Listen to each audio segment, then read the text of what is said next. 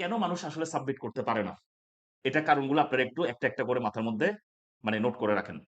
১ number হলো আল জাহাল। জানেই না যে রাসূলুল্লাহ সাল্লাল্লাহু আলাইহি ওয়াসাল্লামের বিধান কোনটা। ফলে তাসলিম করবে কোত্থেকে? ফলে ১ নাম্বার আপনার অবশ্যই জানতে হবে যে রাসূল সাল্লাল্লাহু আলাইহি ওয়াসাল্লাম কোন জিনিস আদেশ দিয়েছেন, কোন জিনিস নিষেধ করেছেন। নাহলে আপনি এটার প্রতি সাবমিট করতে পারবেন না। ২ নাম্বার ইত্তেবাউ আইম্মাতিদ দালাল। ভুল রাস্তায় আহ্বানকারী যারা আছে, নেতারা আছে, তাদের আপনি কি করেন? আনুগত্য করেন। অথবা দুআতুস সু যারা আছে, যারা মানে খারাপ পথের দিকে মানুষকে ডাকে। এটা আপনার শাহওয়াতের দিকে হইতে পারে। যেমন মিউজিক ইন্ডাস্ট্রি বলেন, বিনোদন ইন্ডাস্ট্রি বলেন, এই ইন্ডাস্ট্রি বলেন, সেই ইন্ডাস্ট্রি বলেন, পলিটিক্যাল মানে সেক্টর হইতে পারে। দ্বীনি ক্ষেত্রে যারা পথভ্রষ্ট সেক্টর তারা হইতে পারে। এদের বিভিন্ন ডাকে আপনি কি করে দেন? সাড়া দিয়ে দেন। সাড়া দিয়ে দিলে আপনি তাদের রাস্তায় হাঁটা শুরু করেন। ফলে আপনি তাসলিম থেকে কি হয়ে যান? দূরে সরে যান। আপনি আল্লাহ এবং রাসূলের প্রতি, রাসূলের বিধানের কাছে সাবমিট না করে সাবমিট করে ফেলছেন কারো বড়ত্বের প্রতি। এত বড় স্কলার, তার কথার কিভাবে কি হতে পারে? ভুল হতে পারে। এত বড় ভাই, আপনি কি তার থেকে বেশি বুঝছেন? আমি কারো থেকে বেশি বুঝি নাই। আপনি বলেন যে কোরআনের এই আয়াতটা কিভাবে তার থেকে, এই কারণে আব্দুল্লাহ ইবনে আব্বাস অথবা আব্দুল্লাহ ইবনে ওমর, আমার এখন খেয়াল আসছে না। তিনি একদিন বলছিলেন যে রাসূল সাল্লাল্লাহু আলাইহি ওয়াসাল্লাম এই কথা বলেছেন। তখন তার কাছে এসে বলা হয়েছিল কিন্তু আবু বকর তো এই কথা বলেছে। মানে আবু বকর, ওমর তো খুব সম্ভব আব্দুল্লাহ ইবনে ওমর, এবং সেখানে তার বাবার কথা বলেছে। তোমার বাবাও তো এই কথা বলেছে। তখন তিনি বলেছেন, আমার ভয় লাগছে যে আল্লাহ সুবহানাহু ওয়া তাআলা এখনই এখানে কি নাজিল করবেন। আযাব নাজিল করবে যে আমি বলতেছি রাসূলুল্লাহ সাল্লাল্লাহু আলাইহি ওয়াসাল্লাম বলছে, আর তুমি বলছো আবু বকর বলেছে, ওমর বলেছে।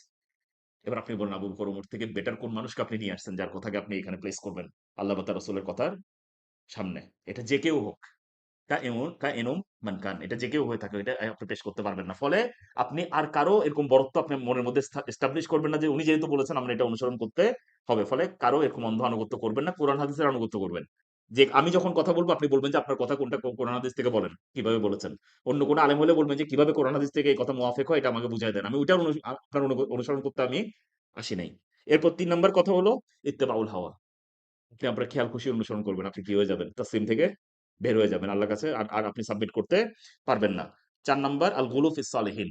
যারা সৎকর্মশীল বান্দা, তাদের ব্যাপারে বাড়াবাড়ি করা শুরু করেছেন। ভাই ও এত বড় বুজুর্গ, ওর কোনো ভুল হওয়া সম্ভব না। আমি যদি ওর রাস্তাটা অনুসরণ করি তাহলে আমি কোথায় চলে যাব? তাহলে আর আপনি কি করতে পারবেন না? আল্লাহ এবং তার রাসূলের বিধানের কাছে তাসলিম করতে পারবেন না। আপনি দেখবেন যে নিয়ে আসবেন যে অমুক আলেম, তার থেকে বেশি আমাদের মানহাজের উপর আর কোনো মানুষ নাই। ফলে উনি যেটা বলেছেন এটাই সত্যি। এখানে কোরআন হাদিস এগুলা পরের কথা। আপনি কি উনার থেকে কোরআন হাদিস বেশি বুঝছেন কিনা? না, এটা এগুলো। এটা হলো যে কারো ব্যাপারে কি করা? সীমা লঙ্ঘন। একজন ব্যক্তি এমন কি হয়ে যেতে পারে না, এক্সট্রাঅর্ডিনারি কিছু হয়ে যেতে পারে না যে তাকে আল্লাহ সুবহানাহু ওয়া তাআলা মাসুম ঘোষণা করছেন। যে তিনিও কি ইসমত প্রাপ্ত, তার কোনো ভুল হইতে পারে না। প্রত্যেকটা মানুষ ভুল করতে পারে, বুঝবেন। সে যত বড়, এটা শাইখুল ইসলাম ইবনে তাইমিয়া হোক, এটা মোহাম্মদ বিন আব্দুল ওয়াহাব হোক, এটা মনে করেন সাইয়্যেদ কুতুব হোক, এটা মওদুদি হোক, এটা এই হোক, এটা সেই হোক, এন হোক, তেন হোক, যার নাম আপনি আনবেন, যে কেউ কি করতে পারে। কারণ সে মানুষ। একমাত্র রাসূল সাল্লাল্লাহু আলাইহি ওয়াসাল্লামকে আল্লাহ সুবহানাহু ওয়া তাআলা কি করছেন এই বিষয়ে?